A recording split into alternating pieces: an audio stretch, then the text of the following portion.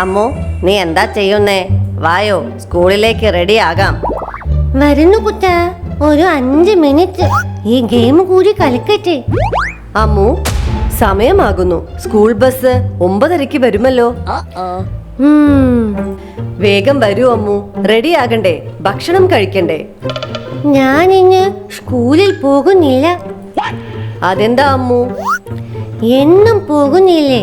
ഇന്ന് ഞാൻ പോകുന്നില്ല. എനിക്ക് ഗെയിം കളിക്കണം. അമ്മു, എന്താ ഈ പറയുന്നത്? അമ്മ പ്ലീസ്, ഞാൻ പോകുന്നില്ല.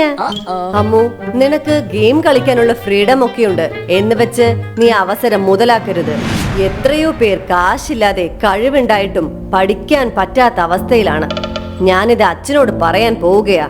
അയ്യോ വേണ്ട അമ്മ, ഞാൻ ഇപ്പൊ തന്നെ റെഡിയാകാം. മോളെ, ജീവിതത്തിൽ വിദ്യാഭ്യാസം എത്ര വലുതാണെന്ന് അറിയാമോ? അമ്മയ്ക്ക് ഇന്ന് ഈ ജോലി കിട്ടി ആരെയും ആശ്രയിക്കാതെ നിൽക്കാൻ പറ്റുന്നുണ്ടെങ്കിൽ അത് ഞാൻ നന്നായി പഠിച്ചത് കൊണ്ടും നല്ല ജോലി ഉള്ളത് കൊണ്ടും മാത്രമാണ്.